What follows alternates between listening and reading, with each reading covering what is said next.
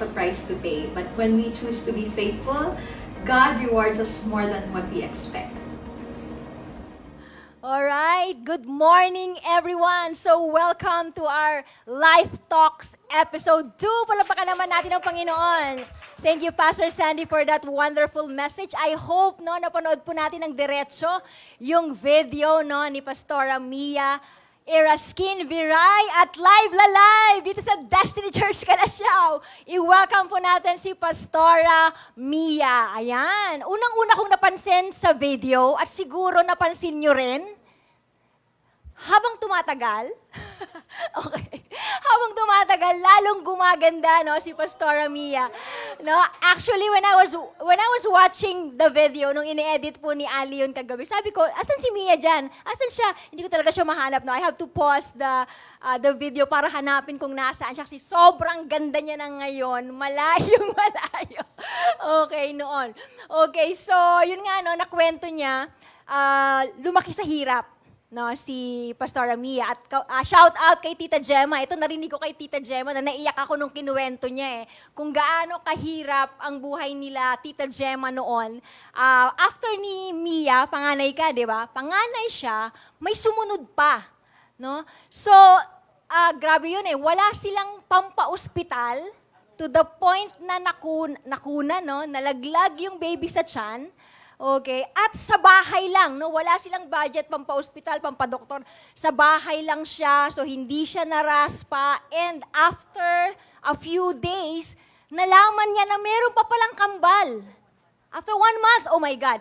After 1 month, meron pa palang dead baby inside na kambal. So grabe.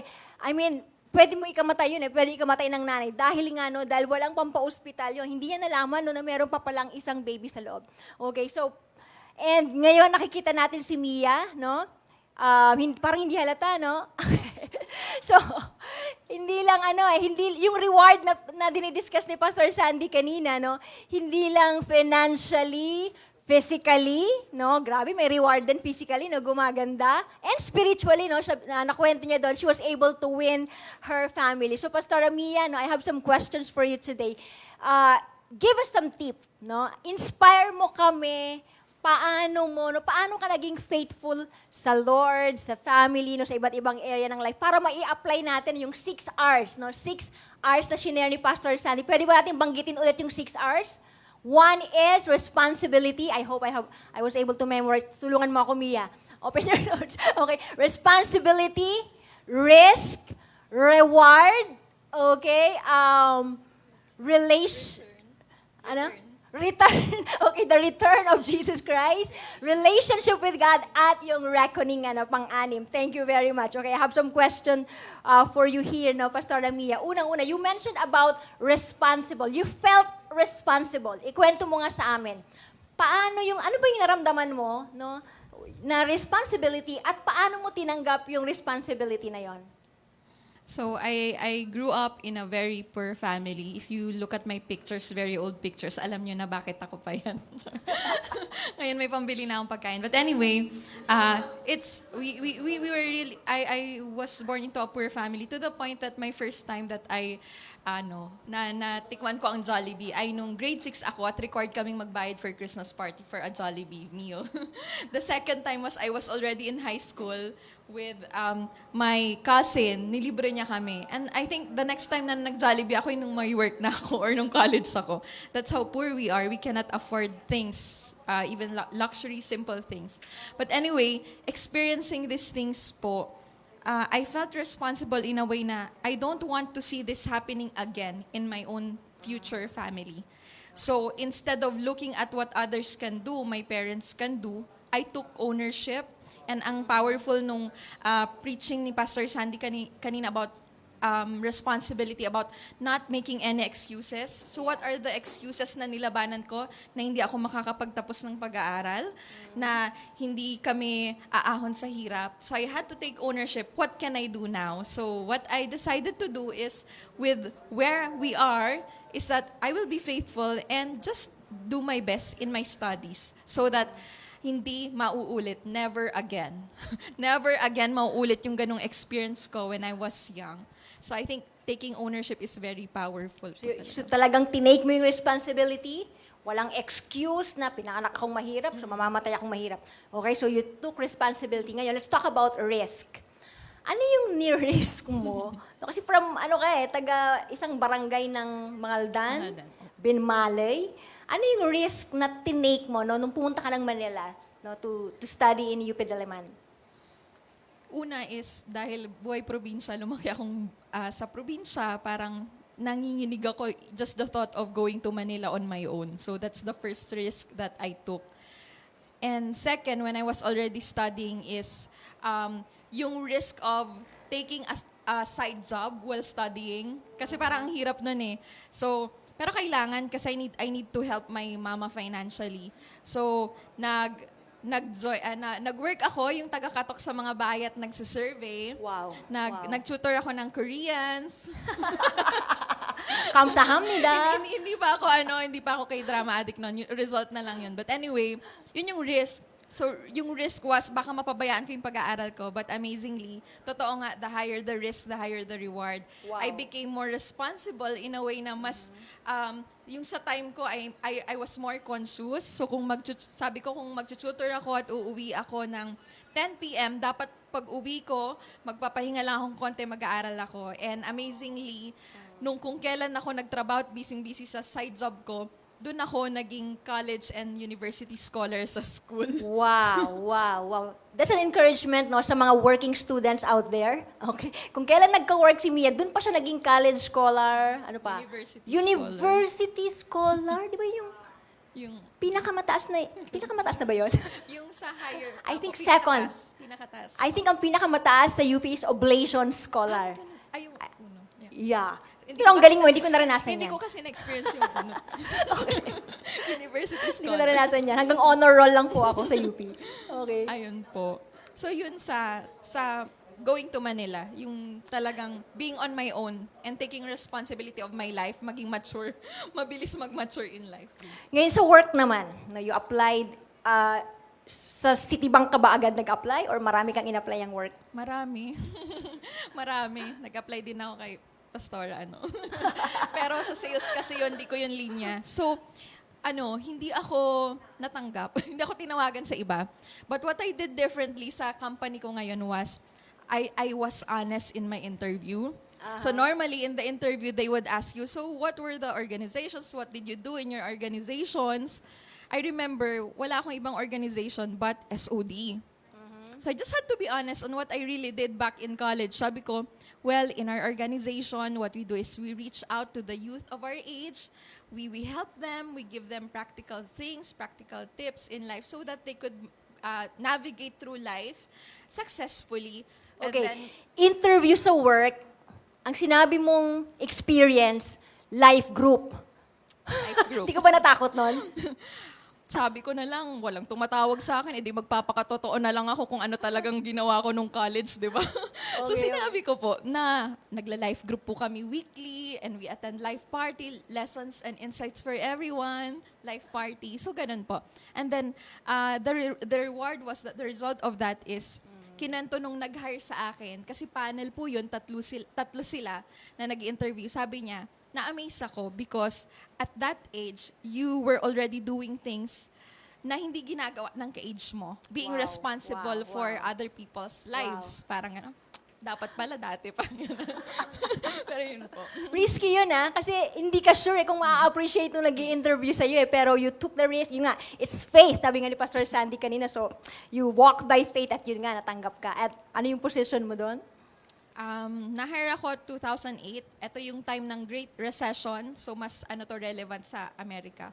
It was a global company. So, 2007 to 2009 yung Great Recession, bagsak ang ekonomiya. I was hired 2008.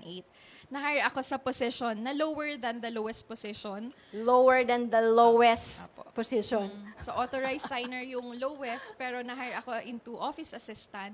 So, syempre lower yung salary grade. Pero, yun, hindi ako na-discourage. Talagang, in-embrace ko yung work na yun po. Wow. And today, 13 years?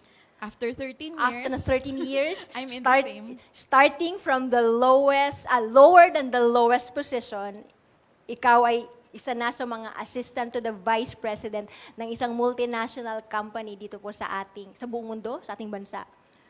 Isang presence in more than, almost 200 countries. Yung Okay, global. okay. So, did you regret that na shinare mo na life group leader ka sa SOD noon? Looking back? Hindi. Yun lang kasi yung talagang greatest life achievement ko during that time. So I'm glad that I made that decision na i-share ko po yun. Okay, may dagdag pa ako sa risk. Nag-risk ka. Ano yung risk na tinake mo in choosing Chris Biray? Oh my gosh. The biggest risk I took in my life. Hi, honey. Risk in a way Bakit that... naman? Bakit naman biggest risk? Kasi yung taong pipiliin ko, yun na yung pagkukomitan ko ng buong buhay ko. Di ba? Anyway. And also, I was not sure kung paano ba, syempre hindi mo talaga malalaman until you are into the marriage. But the biggest, yun nga, yung biggest risk is, taga Manila ako, taga Pangasinan siya, baka pauwiin niya ako. I had so many fears na baka sabi niya, oh, mag-stop ka na dyan, dito ko na, mabuhay tayo sa kung anong sweldo ko, mga ganyan. So yung mga fears ko, like baka malimitahan yung kaya kong gawin because I was loving my job back in Manila. But thank you, I thank the Lord for the people na ginamit niya para mag-advise sa akin. Kayo na po yung isa doon nung nag-one-on-one tayo sa GAW. And so many other leaders and pastors who helped me. Okay, wow. No? So that it's worth the risk. Yes. Tama ba? The greatest reward. the biggest risk that I took, pero also the biggest reward that I have po. Okay, sige. So we're down to final 2 questions, ha? Konti pa. Okay, so we're talking about faithfulness, no? Let's go back to your work, no? Kasi ngayon, nakita nga natin, no? So wag natin tanungin kung magkano ang income ni Mia ngayon, pero para makapagpatayo ka ng bahay at makapaglabas ka ng brand new Ford Everest. Okay, so starting from the lowest salary, the Lord has really rewarded her. Okay, was there a time that you thought of quitting your job? Like, pagod ka, giving up? Yes, first 2 years. Nalaman ko pala, ito sa mga nag-work, that the first 2 to 3 years is your make or break point in a job. Okay, ulitin mo yun. The first 2 to 3 years in your work is your make or break. Nakikinig si Joy. Nakikinig mabuti si Joy. Yung iba kasi 1 year pa lang, give up na. Pero it's your testing period. Pag nalampasan mo yun, i-enjoyin mo na. So, yung struggles ko back then, that's why I wanted to quit, was one, I felt like I don't belong. Probinsyana ako and they have created a clique, yung circle mo, yung matagal na sila, hindi ako maka-join. Parang ganun, in terms of relationships sa workmate. Second is talagang lagari ang trabaho. I was hired in an EMEA shift. So that means I work 3 p.m. to sawa. So uuwi ako, 3:00, 4:00, 5:00. I experienced working 20 hours, 22 hours. Pagdating nung next shift, it was already Friday. Casual attire na dapat, pero dahil Thursday pa ako pumasok at hindi pa umuwi, naka-corporate attire pa rin ako. Umiya, hindi ka pa naliligo. So, those were the things that I experienced that wanted me, alam mo yun, yung I wanted to quit because of those. Pero, thank you, Lord, for the responsibility on my shoulder. I was the breadwinner of my family. So, pag may pinaglalaban, may reason para bumangon, babangon pa rin kahit puyat. Okay, so that kept you, no? Stay in your job. Wow, 13 years. Yung kasi marami akong alam, parisign ng parisign, no? Palipat-lipat, hindi tumatagal. So, no wonder na if you stay faithful where God has placed you. 13 years. Okay, parang si Joseph the Dreamer, no? 13 years. Okay, so, kailan ka kaya magiging president? Baka today. This year. Okay. Okay, another question. Was there, kasi 15 years ka ng Christian ngayon. No? Apo. You were won through the ministry of SOD and right now you're one of the area pastors of Destiny Calasiao. Was there a time that you thought of quitting your faith, stopping going to church and just do your own way? Was there a time? Yes, so many times din. Real na real po tayo dito. Not really, I could count in my hands. But I was also human just like you. Na-experience ko din po yun. And reasons were, nagtatampo ako, I don't feel valued in my life group, ako yung tahimik, hindi ako napapansin, tampo ako sa leader ko. I was very emotional. But then my turning point was, I was having conversation with hindi ko alam kung disciple ko na siya nun, but Eds, hi, si Eds. Pauwi na kami nun sa UP and then nag-uusap kami, bakit tayo nagsistay? And then my answer was, kasi wala na akong babalikan.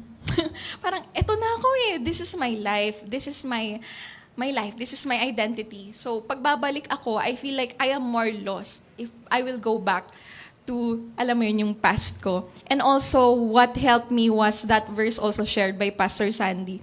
As a young Christian po, I read a book entitled It's Not About Me by Max Lucado. Ayan. And then, isa lang ang natatandaan ko sa book na yun, it was that verse, yung, well done, my good and faithful servant. And so I had this desire in my heart that masabi rin sa akin to ng Lord. Kaya nagpatuloy pa rin po. Wow. Thank God. No? Thank you, Mia, for staying faithful. Kung hindi ka naging faithful, nag-give up ka, hindi tayo magkasama ngayon. Yes. Okay, may Hindi ko kayo pahabol ako makilala. ulit, ha? Sorry, Chris, ha? Was there a time that you thought of leaving Chris? Na parang napagod. Ay, ganun ba? No? Kasi hindi, kitang-kita kasi natin ngayon, 5 years na kayo, di ba? 5 years, ang sweet-sweet nilang dalawa. Pero may time ba na parang gusto mo siyang iwan or inaisipan mo siyang iwan? Sabi nga ni Pastor Sandy, the first 2 years, honeymoon stage, yung 3rd year ba yung testing period? Opo. Pero, it was just a thought. Na parang, alam mo yon pag hype na yung emotion mo, you think irrationally and hindi ka na nag-iisip, gusto ko, ayoko na, super pagod na yung emotion mo, so you wanted to quit. But it was just a thought. And hindi ko pa rin tinuloy. Sinasabi ko sa kanya, seryoso ka ba dyan? Sabi niya, ba't ako never kong naisip yan? Ba't ikaw sinasabi mo yan sa akin? I married the best husband ever. Wow! Okay. So, may forever. Amen. May forever. Okay, so naiisipan natin yan minsan, no? Parang gusto mong iwan, pero let's stay faithful, no, to our husband. Uy, naiiyak si Chris, ha? Okay, final po before we say goodbye. Okay, naiiyak din siya. Okay, so what encouragement can you give na sa ating mga viewers? No? You are 34 years old right now, no? Hindi natin alam kung kailan darating si Lord. No, pwedeng on our generation, pwede ring next generation. If you are to live 100 years, may 65 years pa. Hindi natin alam. Maaaring yung 65 years maging 65 months, 65 weeks, 65 days.